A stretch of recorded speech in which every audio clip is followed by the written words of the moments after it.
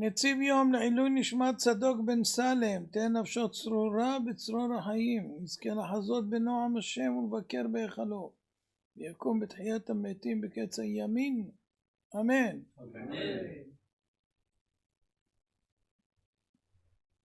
הביטחון והשמחה. כל הקניינים הטובים שקונה אדם בעולמו, בכל המידות הטובות שקונה נפשו, אינם נותנים לו חיים, אלא אם קנה עמהם גם מידת הביטחון. יש לו ביטחון בנפש, אפילו אם הוא עני, בשאר הדברים חייב חיים.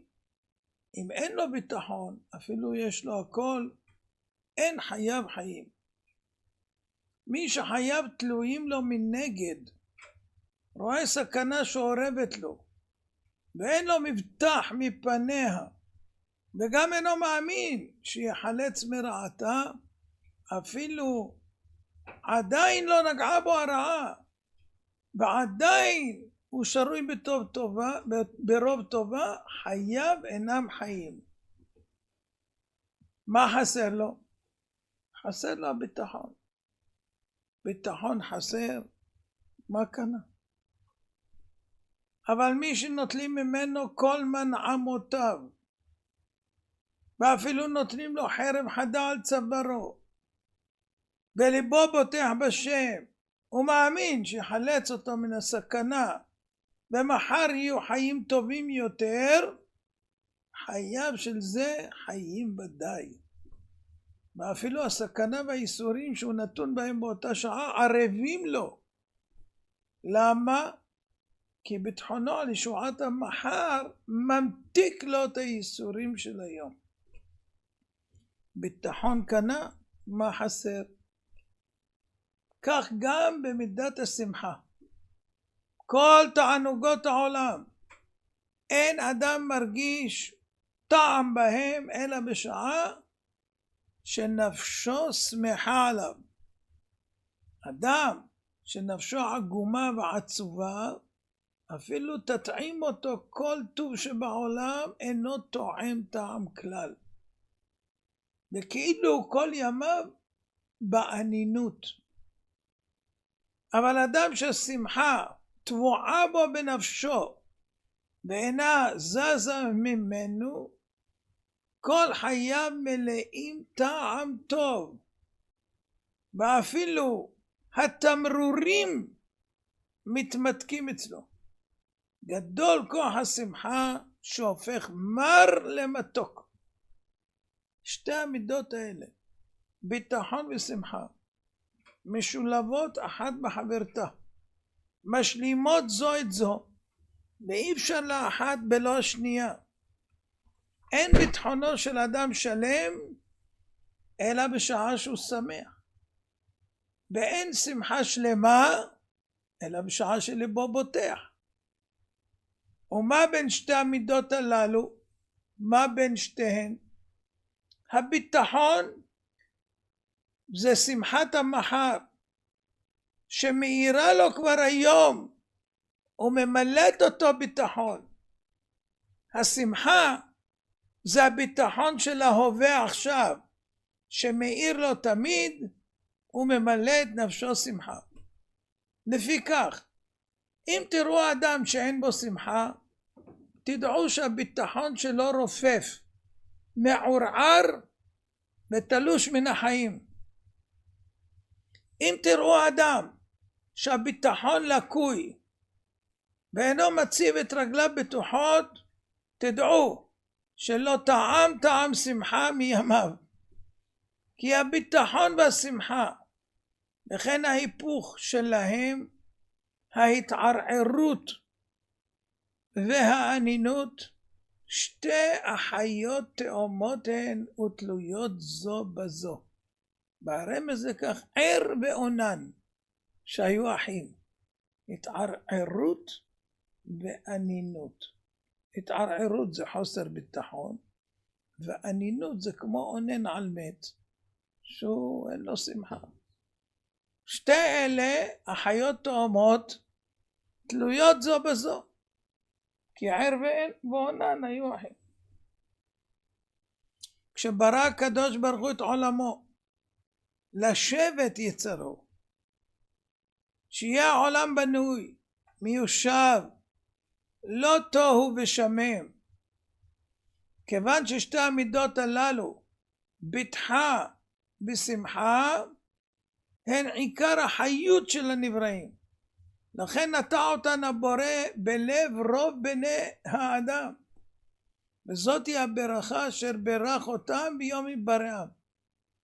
ביטחון ושמחה כיצד? כל התולה ביטחונו במישהו נברא כמוהו, וזקוק לביטחון כמוהו, אין ביטחונו ביטחון. אפילו הוא רוצה השני בטובתו, ויש בידו אפשרות לעזור לך, וגם עושה עמך הרבה, וגם מבטיח לעשות לך יותר, אבל מחר הוא מת, ואבד ביטחונו. אך הבוטח בעצמו, אפילו הבוטח בעצמו, אבל אין לביטחונו על מה שיסמוך, כאילו לא בוטח. על מה אתה סומך? אם אתה בוטח על עצמך. אדם זה הוזה הזיות. למשל, הצבא החזק במזרח התיכון, בטח בעצמו, חמאס מורתע. בטח בעצמו, בטח, והביא ל-1400 נרצחים,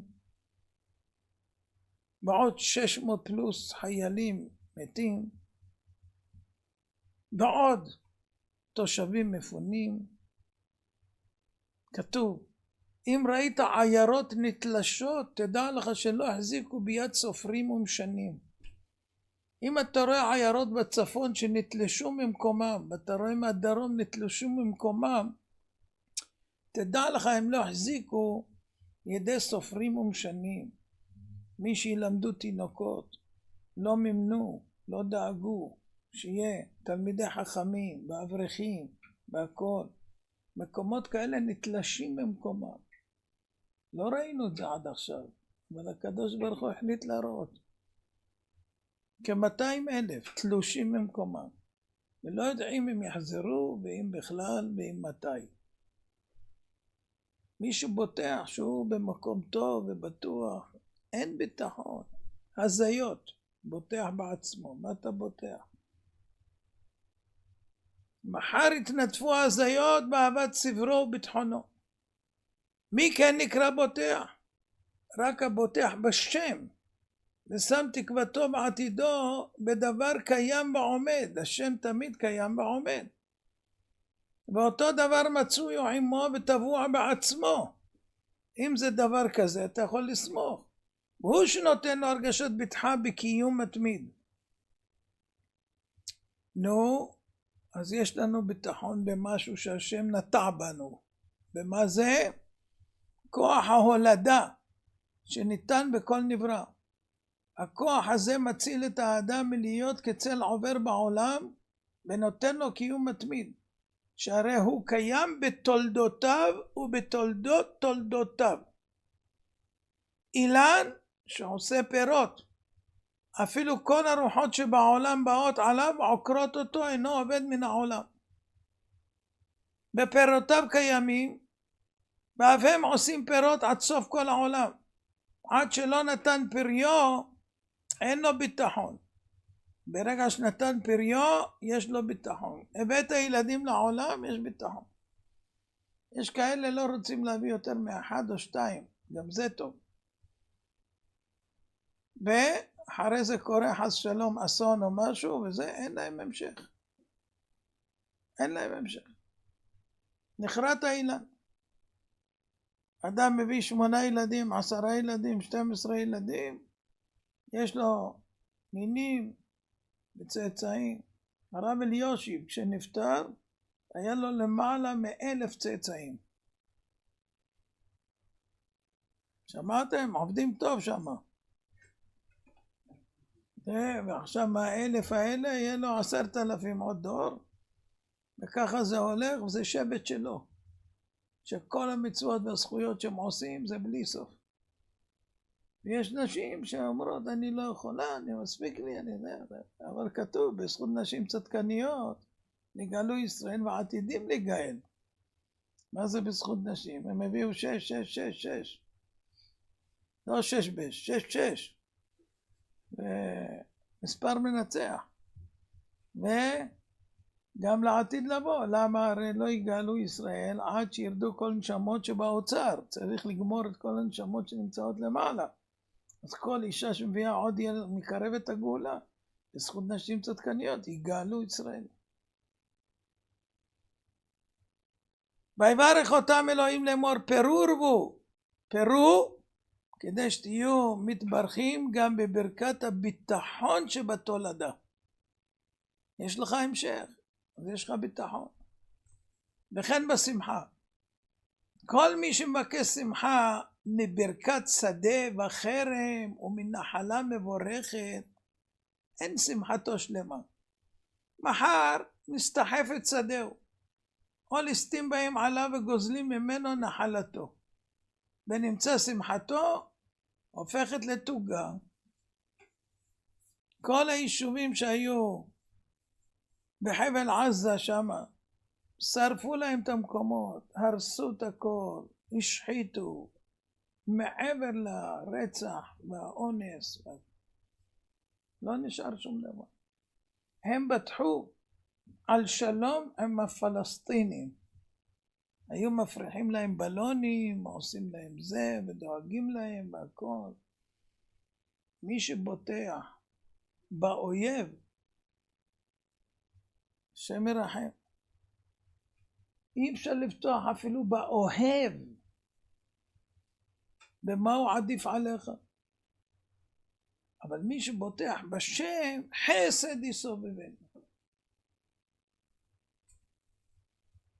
אז אדם שבוטח בשדה וחרם ובנחלה מבורכת, אין השמחה שלמה.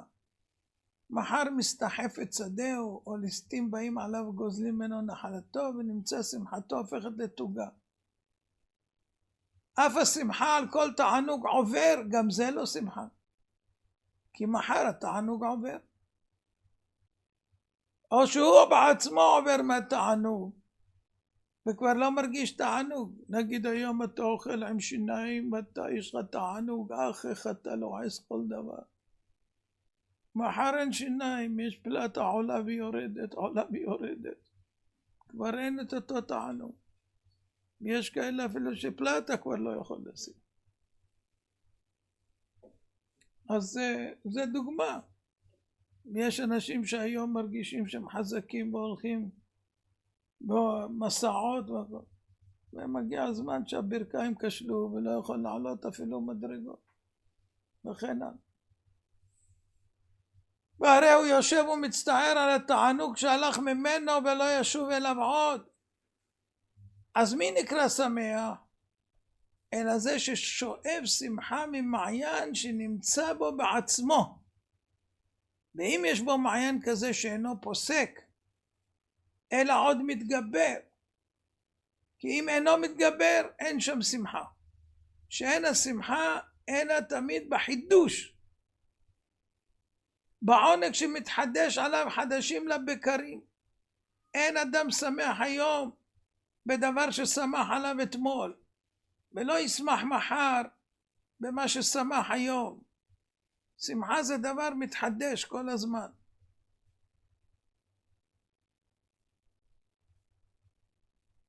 המעיין הזה של שמחה, שהוא מפקה בתוך כל אדם ואינו פוסק, אלא מתגבר תמיד.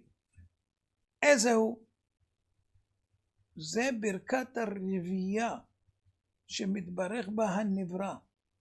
פה נמצא המעיין של שמחה.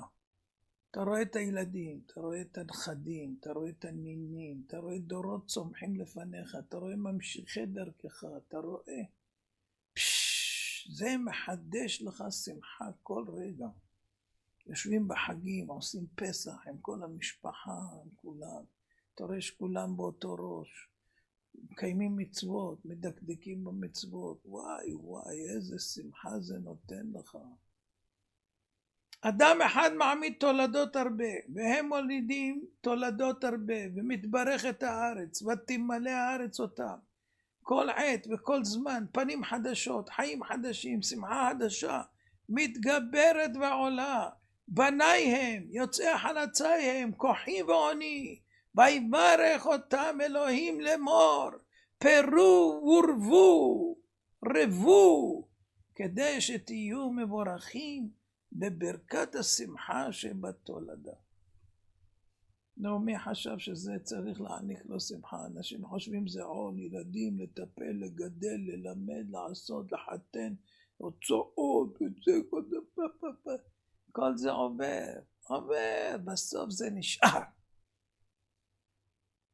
אתה גם כן השקעת, קנית דירה, משכנתה והכל, זה נשאר לך? לא נשאר. כל ההשקעה הזאת לא נשאר, אבל אם השקעת בילדים את הדברים האלה, זה נשאר.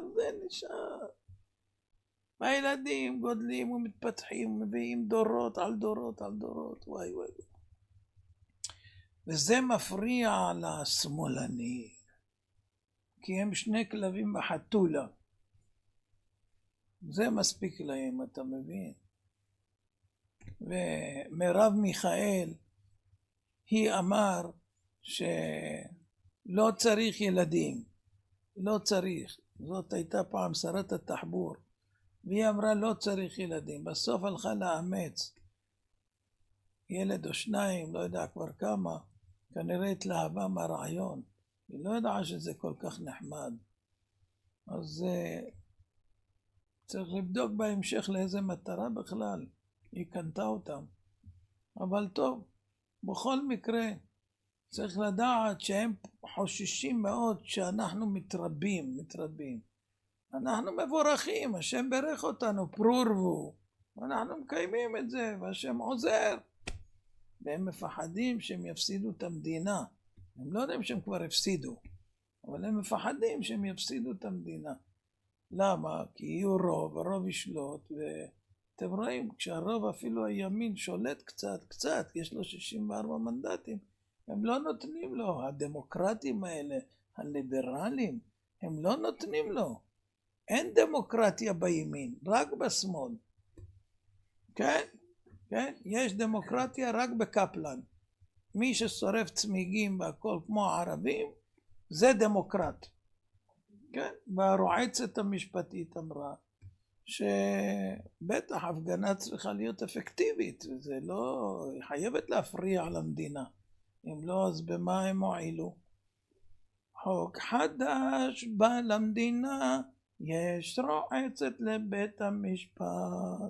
הרי אני מכוון קיים מצוות חכמים. רבי חנניה